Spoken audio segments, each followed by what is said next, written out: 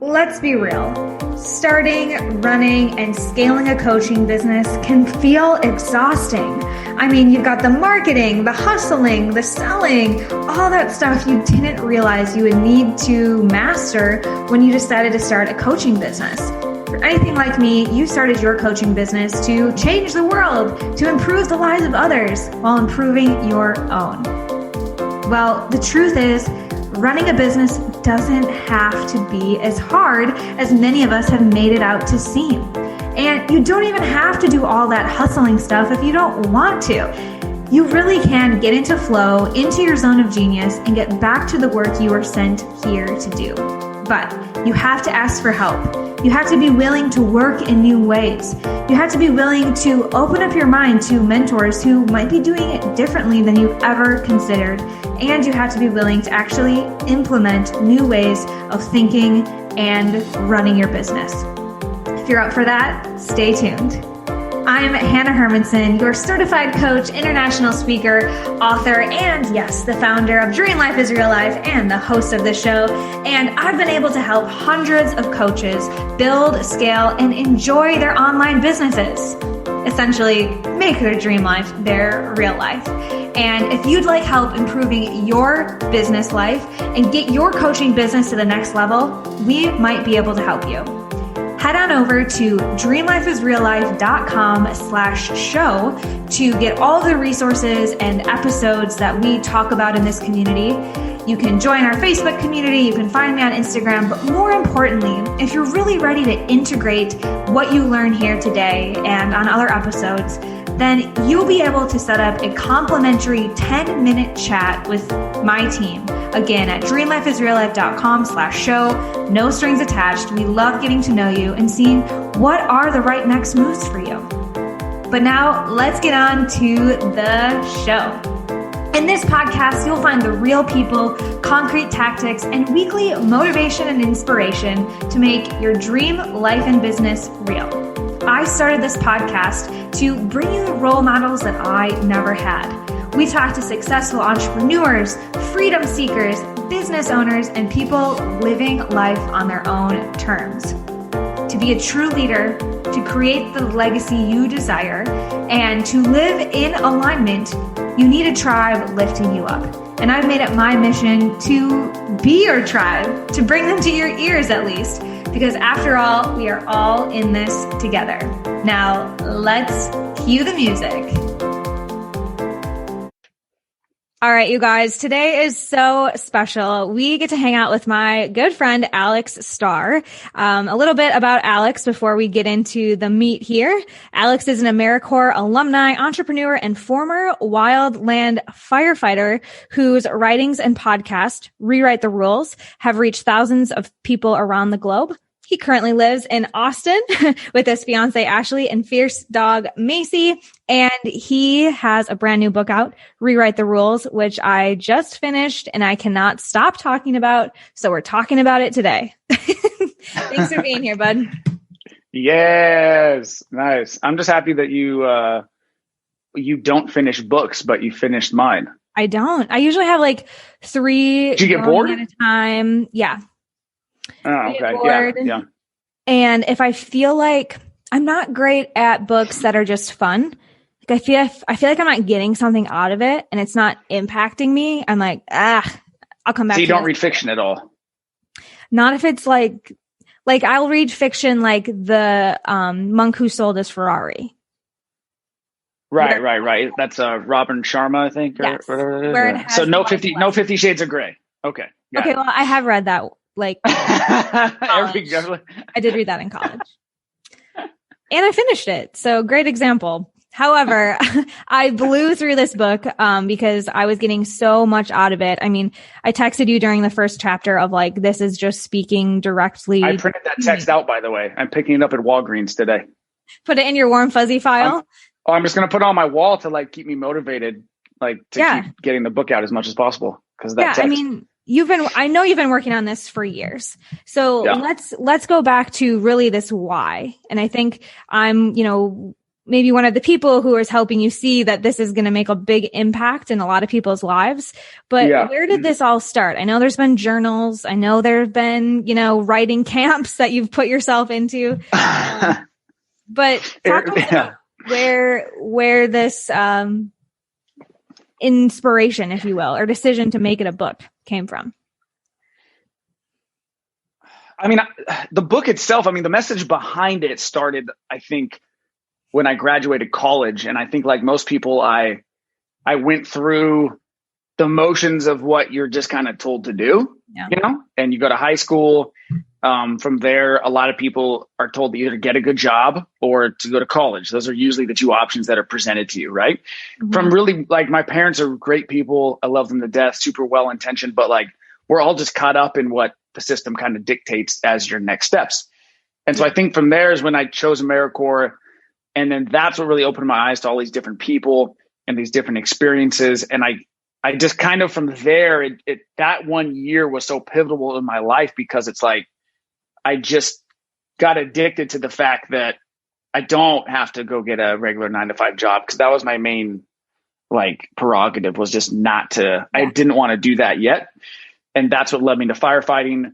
That's what led me to start the podcast because I was meeting all these amazing people. So the book though, I've been wanting to have a book out since I was 10 years old. I've always loved writing. Writing is like, that one thing that people say is like, not like your calling, but like when you're doing it, it's like the one thing that it's like I get in flow. I feel like I'm decent at it. And I feel like people decently resonate with what I write. And there's not a whole lot of things in my life that I have that with. So I've always wanted to write a book. And so then through that's always been on my mind. And then I met the right people in Austin at the right time that helped me. My buddy Greg was huge in making me and holding me accountable to making it happen. Yeah.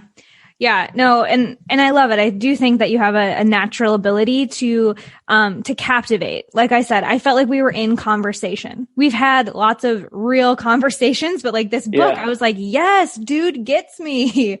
And I think the reason why it resonated so much is because I also had that, like rebelliousness. Like, I don't know, like what I'm going to do, but I'm not doing that. Like, I'm not being that like status quo 9-to-5 person. And then, navigating what that actually means. And you took some different routes, some really interesting routes, into, firefighting and the AmeriCorps and random trips to Guatemala and, hotel building excursions, all things I didn't know you just said yes to. And one of the things that I want to talk about today, because you've helped me a lot with this idea around being that rebel, about not doing it a certain way. Like, there's a lot of ego wrapped up in that. And we had a conversation once when I was trying to make a decision about business things. And you're like, is it just this identity of being an entrepreneur that you're attached to? Or is there something that you really need to like pursue in entrepreneurship? Yeah. And I heard that question throughout the book as well from you. Like, is it that we must do it a certain way? Or is it that we must, be what we think or what society wants us to be? Right? Quote, I promise you I have some quotes I want to interweave into this. I'd love to hear which ones you chose. Yeah. You say, we have to be diligent. You have to get in touch with your instincts and discover what you want, not what others want for you. Otherwise, you will lose yourself, literally, figuratively, or some disastrous mix of both. You give some good examples of how to get clarity on what you actually want. But I want to dig into that more because it's not easy. No, I mean, first of all, I think like so there's a lot of pieces to that. I mean, one, yes, ego it gets its slimy little claws into everything. And I also hate to like be vindictive against ourselves, but like, it's kind of a part of us that it wants to get involved in everything. And it is hard to decipher. Like the biggest question I think for everyone is like, what do I want versus what society wants? Yeah. Right. And how do you tell the difference? Because there's a lot of voices, especially nowadays, like there's a lot of input all the time. And there's a lot of, you maybe think you made a right decision. Then you go on Instagram and let's say you decide that you like, you want to, you want to jump into, the corporate world. I don't know what, and you want to actually get like a stable job because you've never had that before. You go on Instagram and you see one picture of someone with their laptop open on the fucking beach. And that little voice goes, are you making the right choice? Are you sure is this what you want? Mm-hmm. Or is that what you think you want because of this person? So the only antidote, the only way to truly consistently get clear on yourself as you evolve and change, right? Because like what I wanted 5 years ago and was like true to my nature then, and like really what I wanted to pursue is not what I want to pursue now. Mm-hmm. The only way to do that is through silence. I know everyone talks about meditation, but it doesn't even have to be meditation. It can literally just be like, the first thing is you can't be near a screen when this happens. Yeah. I think that's the biggest thing. If you are more than 30 feet away from a screen, including your phone, that's the only way this is ever going to happen. Yeah. And I think that's why so many of us are lost. I know for sure the more that I'm on my phone, on the computer, looking at stupid YouTube videos, and then you go and relax and watch a movie with the fiance, and I spent 10 hours in front of the TV and I had there's no gap there to like get clear on, to let like the downloads happen. You know what I mean? Totally. Yeah. And you talk about doing like a day off of your phone. I know you take Saturdays kind of off of the phone, off of the computer, because like you say, life is loud and everything's loud. Yeah. Everything is loud. And we have social media, in our faces and what they're doing next door and what you wanted yesterday. And, that's all messy. But I also so appreciated your historical take on these expectations, in the way that history, like our parents, their experiences are still impacting us, even though that's not what we see on a screen. So I'm curious for you, where did that insight or where did that curiosity come from to kind of take a look at what we think we want from that historical perspective? You mean like in terms of like going back to like the Industrial Revolution and stuff like that? Yeah. Yeah, because I mean, the way that I view the world is like, it's like, do you know memetics? Memetics, but with Richard Dawkins came up with that concept. So it's where we get memes. So any internet meme, that's a gene, right? So genetics are biological information, right? That tells a different organism how to act and the way to grow. And then each piece of that genetic code is a specific gene, right? Mm-hmm. Memetics, which was coined by Richard Dawkins, is that same transmission of information, but it's cultural transmission of information. And each little piece of that cultural transmission is a meme. And so that's why you see memes are little tiny bits of cultural information being transmitted, right? So I see the world through like memetics in a lot of ways, and like that, yes, we are here, but like, my God, we are just here in this little tiny sliver of time. Yeah. And we're only here mainly because of the past. I mean, obviously there's hundreds of thousands of millions of years going into it, but like this specific predicament of like the way that the system looks at this very moment, Judeo-Christian based societies, how relationships look like, it really is quite recent. Even going back like 10,000 years until the advent of civilization, we don't know the previous 190,000 of what Homo sapiens looked like. So whenever you hear somebody say, this is just how it's been, this is just how humans are, look at the Romans, it's like, yeah, but that's 1% of our history as Homo sapiens. So, and then you go back just the Industrial Revolution, and we're talking like a small second of time that we've all just been thrust into. And so I just always think it's important to like take a step back and realize like that just because you're in like this computer program, it doesn't mean that like there aren't, just because you happen to be born into a Mac, it doesn't mean that there isn't a PC, but no one wants to go to a fucking PC, but that's the metaphor. You know what I mean? Like there are other ways of living life and doing things, and we just happen to be swept up in this particular one in this particular country. Yeah. Yeah. I mean, specifically for us in this country, in this generation, our parents, so our grandparents, like my grandpa was a spy in Japan during World War II. Yeah, that's crazy. Comes back home, and the government takes care of him. He gets a great government job. He has 4 kids. He gets the nice car. He has the house on the corner, and everyone is, behind the white picket fence. And then my parents come from that upbringing. And like you talk about in the book, like their main motivator is stability, is comfort, is like those security, material things. And so then here we come as like millennials saying, screw all that. I don't care about safety. I don't care about your 9 to 5. I don't care about, that way of being. And it helped me integrate something. When you see a quote and you're like, that's nice, but you don't really get it. And then you have an experience and you're like, yeah, all the time. Oh yeah. Like that's what they mean by be the change you wish to see. That chapter on like the generations and, where we are now really made me integrate this thing I've been saying, but not really understanding. That is, everyone is doing the best that they can with the limited resources that they have. Like my parents are doing the best they can to support me with their limiting beliefs and background. And that was really powerful. So I appreciate that a lot. Yeah, for sure. Yeah, no. And it's when you get down to the micro level of like, the Great Depression and those influences on our parents. And then, the pendulum just kind of swings the other way. And then also I think a lot of people in our generation, saw like their parents, what their parents were preaching wasn't exactly, first of all, we looked at it and we're like, you're preaching this to me, but it doesn't mean I don't want your life. But now you're telling me that I have to go get your exact life.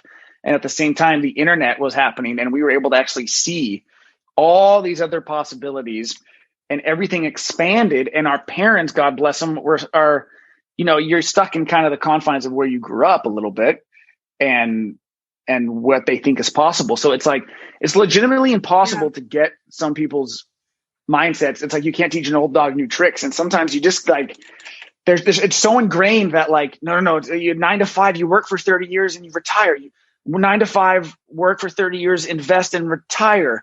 And anything that deviates from that, it like literally doesn't compute with their operating system. Yeah. The call I had right before this was with a client who's our age, right in between us, I would say. And her parents sat her down over the weekend and were like, we are very worried about you. You're not living in reality, because she's pursuing her own business. And her parents said to her that life is not about doing what you want. It's about doing what you have to so that you can get what you want. And that is like so cringeworthy for me and this, Dahlia, our client, because I definitely have seen it happen in a different way. But if you haven't seen that following joy pays off, that you can rewrite the rules, that your dream life can be your real life, it's impossible to explain it. I think you have to demonstrate it. What do you think? I mean, I think it's complicated because I think that it's intertwined, because a lot of times to get like,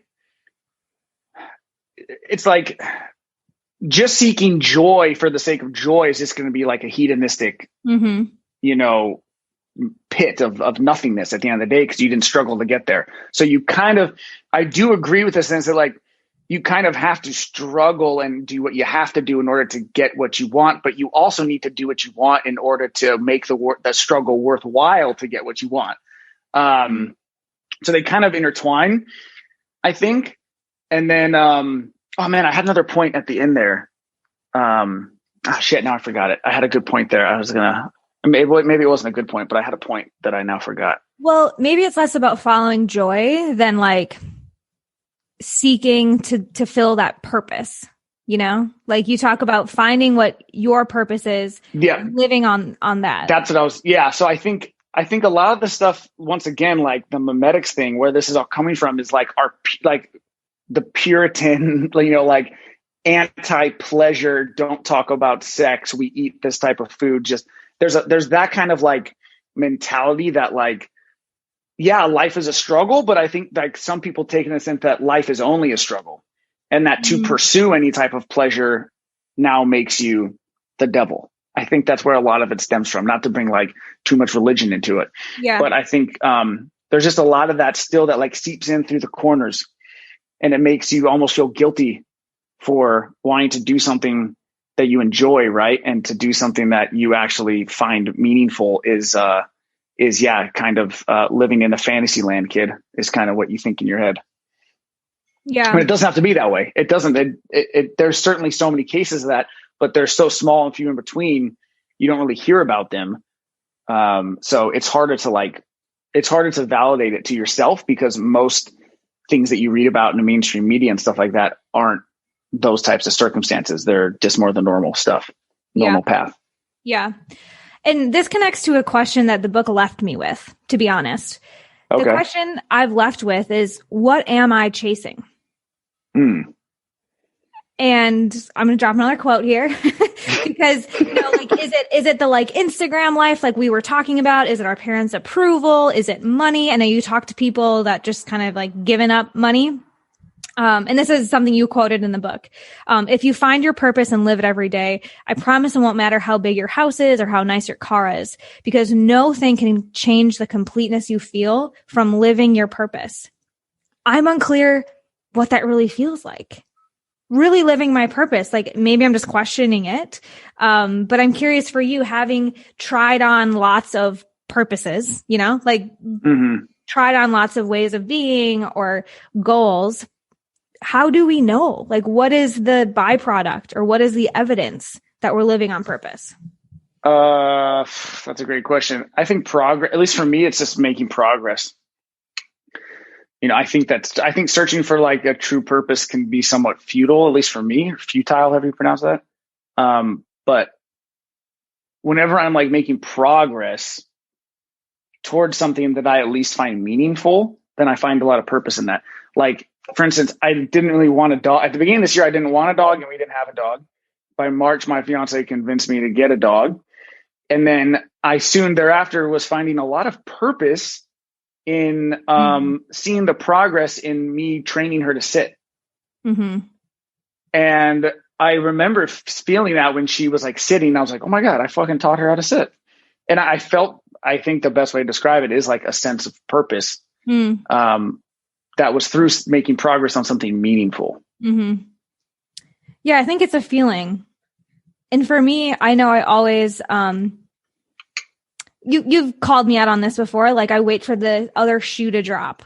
I can like be like, is this too good to be true? Like, when is this going to like facade end? Like, when is the success going to run out? When am I going to have to go like get a real job or something like that? I don't know. Yeah. And so maybe it's just about like that, allowing that feeling, whether it's like teaching your dog to sit or enrolling a new client or making a move that you wanted to make, but it's not like it's not the same. I think they're small. I think it's just small. Yeah. I think it's like, I think the flip side of our parents is that there's a whole industry built on that. Like, you're going to have this epiphany moment that for sure what your purpose is for the rest of your fucking life. And it's going to feel so strong that you're going to know it 100% and it's never going to deviate. Yeah. And I don't know a single person that fits in that category. Yeah. Certainly has never happened for me. The purpose, like I said, it's come from like, I think it comes from smaller moments, and it's creating a life where you can have more of those small moments. I kind of see it as like, like if you go walk around, like there's like different trails you can take, right? Like you can go walk down like a really small trail. You can take a really big path, but you can also go them in all different directions. So I think like if you're living a life that is just like, hey, I'm living this a little more for myself than for other people, right? Which is kind of as good as you can get.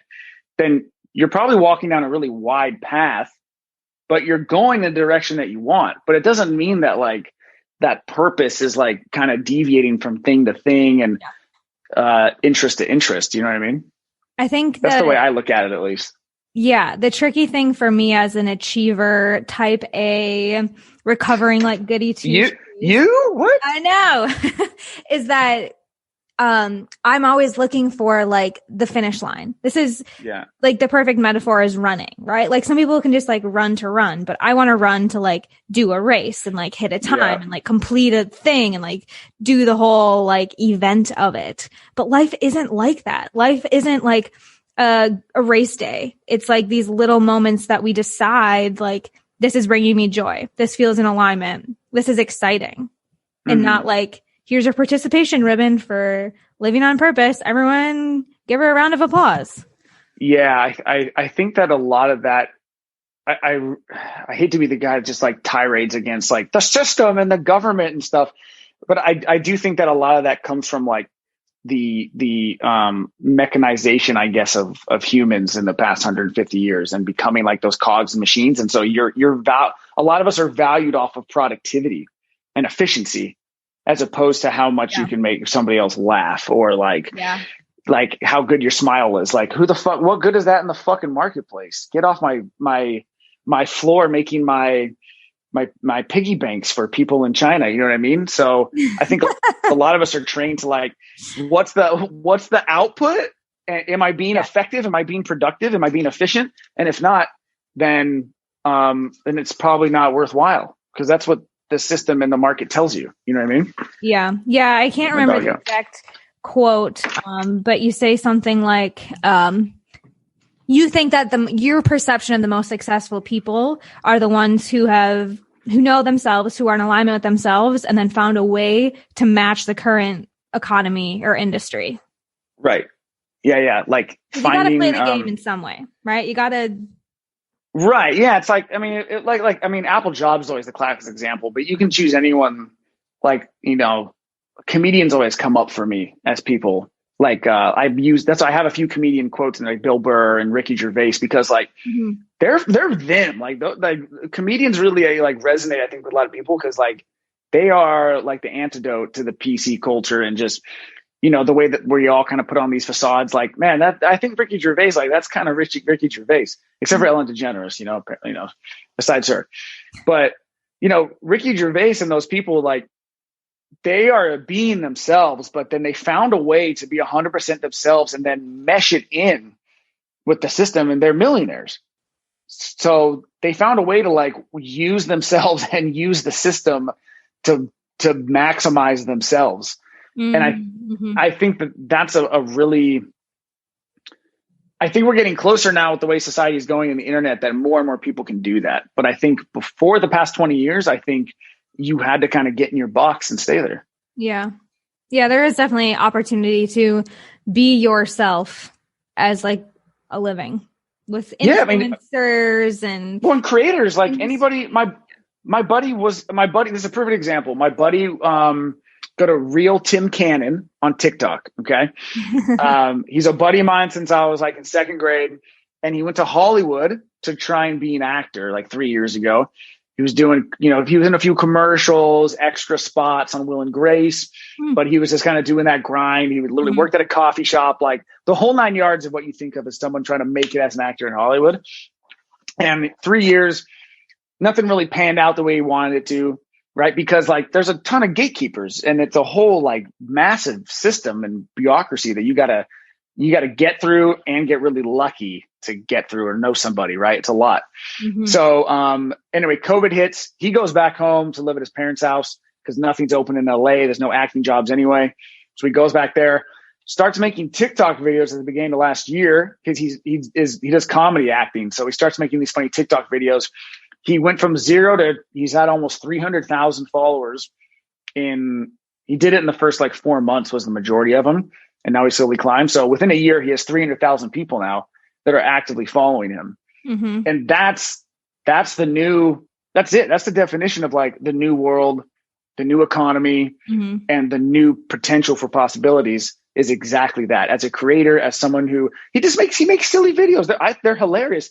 But like before 10 years ago, oh, you didn't make it in Hollywood? Well, go fucking get a real job. See you in 20 years when you're dead. Yeah.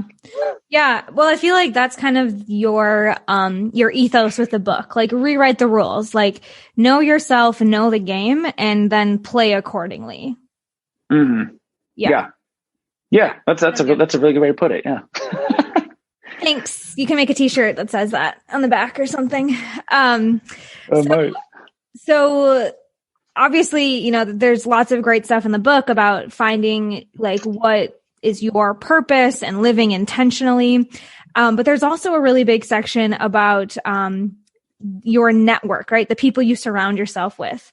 There are actual templates of how to make friends in this book. Keep friends. Yeah. this conversation, we've referenced people we know that have enriched our understanding of our purpose or our life. And I would love to know for specifically the month of yes. So when you moved to Austin, you said yes to everything. I'm curious if there are like lasting lessons, right? So what were some of your biggest takeaways of leaning into networking, even when you didn't want to, saying yes and deciding that you were going to befriend anyone? Let's talk through some of those lessons, because I personally I'm resistant to that. Making new friends, you mean? Not making new friends, but I have leaned on two limiting beliefs, I think. First one is that I'm an introvert. And now you talk about that that's just me wanting to stay in my yoga pants. But also the second piece, you might be more introverted than normal people too. That might be a thing. That might be true. Yeah. But this like quality piece. So you give like small talk, and that's helpful for someone like me who like isn't about small talk. I'm the girl like at the coffee shop that's like, so do you feel like you're living your life purpose, or could you be doing more? Not like pretty foggy today. So I want to navigate. That's cool too, though. I like when people do that too. Because what I took from the book, and you can tell me differently, was that just like more people, more conversations, go. And I have been someone who's, again, maybe this is a limiting belief, been like quality. Like if you don't get me, that's cool. Like we don't need to keep hanging out. Yeah.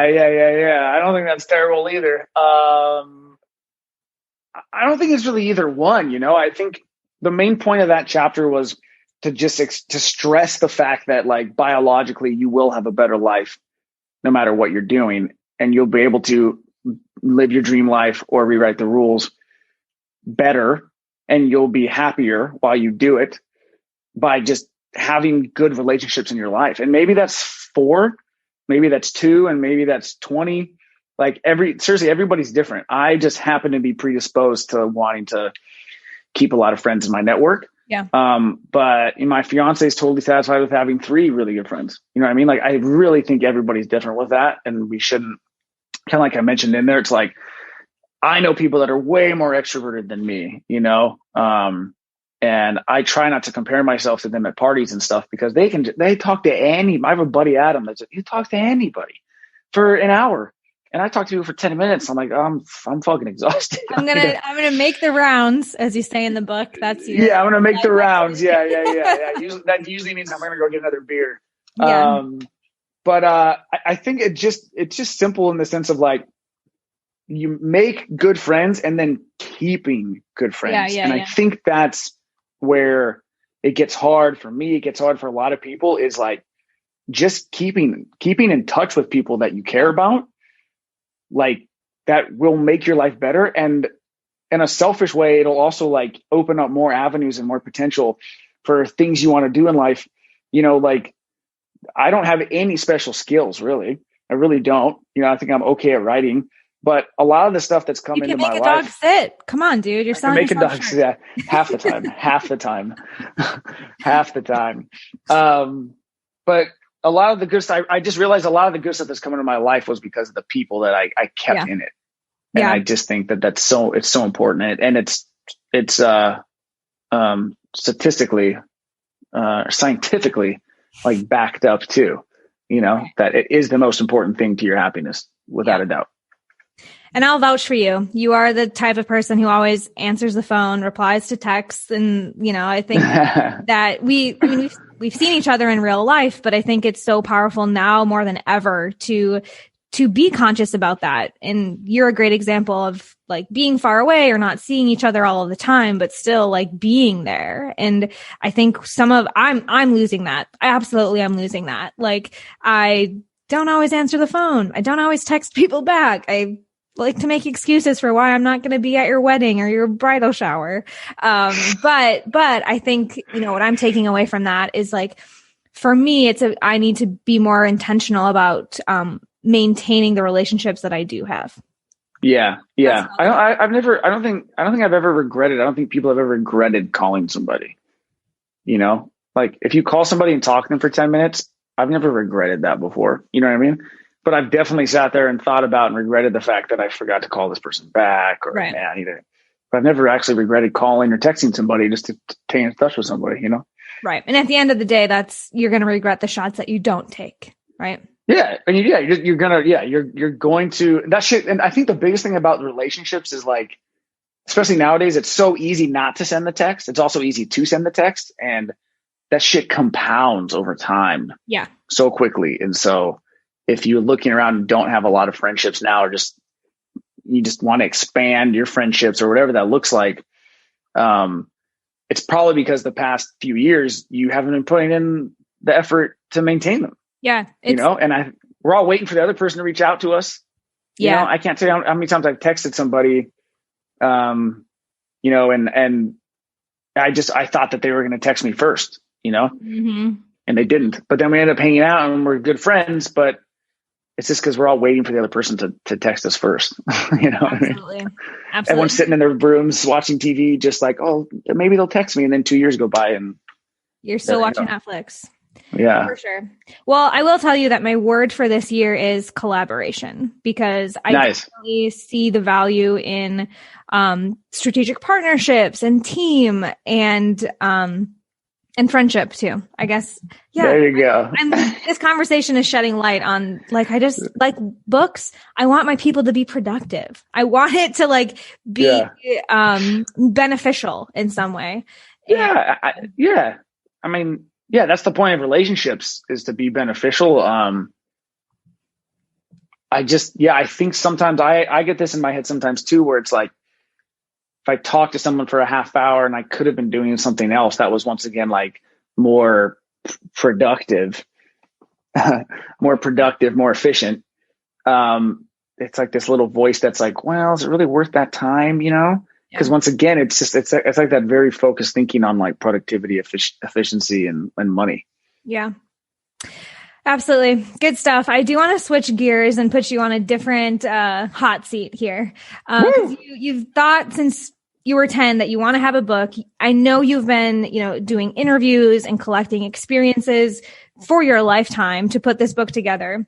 Yeah. You and I have talked about just, put out the value, put out the thing, and what it becomes, it becomes. I'm curious for you now, as the book is a real thing, it's in the hands of real people. What would be a great, where do you want to see this go? You mentioned just seeing a text message of me saying like, this is great is part of what you're after.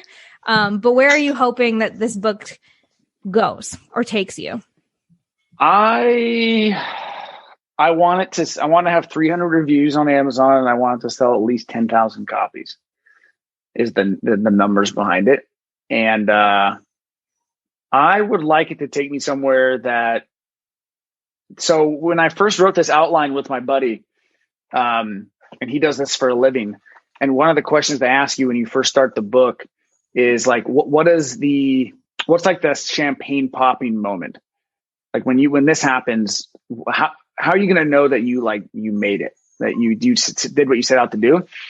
And mine was that the first time that I just say my name to someone that I meet randomly or at a party, and they say, "Oh, Alex Starr, wait, did you write the book Rewrite the Rules? I just read that." So I think just getting this out there, growing the knowledge about me and my writing, and having people really resonate with it and reach out and start to want to join the community, listen to the podcast, and get more of it will be a sign to me that you just want more friends out of this whole thing.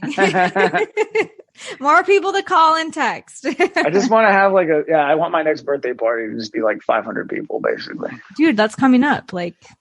Yeah, no, not this one. That'll be too soon. Next year's. Yeah. Yeah. Well, no, I think that, you're well on your way to that. Like I said, this is something that I know a lot of folks like us. We are not the only ones out here wondering, is there a different way to do this? Should I be pursuing something other than what I grew up thinking was, the American dream, if you will? So I hope we can help you. And, this audience can help you get closer to that goal. 'Cause I think it's, It's like that good. It's like I don't know why I keep coming back to this, but it felt like a friend, like a conversation, like, hey, I see you, but in also a productive way of like, but here's a better way to approach that relationship with your parents or that goal that you keep banging your head against. So I love it. I'm going to keep reading it and spreading it around, but where can other folks learn about this, redeem their copy? Where do folks go from here?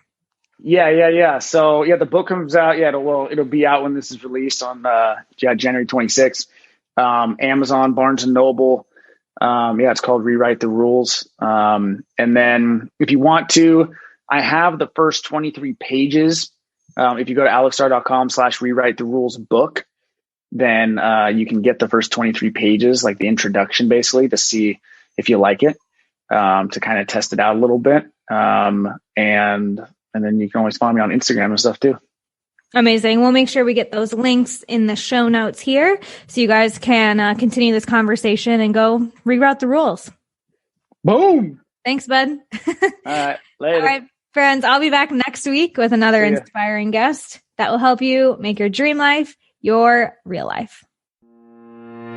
That's right, friends. That'll do it for our show today. But remember, if you're really ready to implement and take these ideas into action, then hop on over to dreamlifeisreallife.com/show, and you can access all of the resources we talked about, and more importantly, set up a complimentary 10-minute phone call with my team so that we can help you get clarity and some concrete action steps in place, so this doesn't just become another one of those feel-good moments, but an opportunity to actually make a change in your life and business, because all good things come in action. So we'll see you over there at dreamlifeisreallife.com/show and next week here on the show.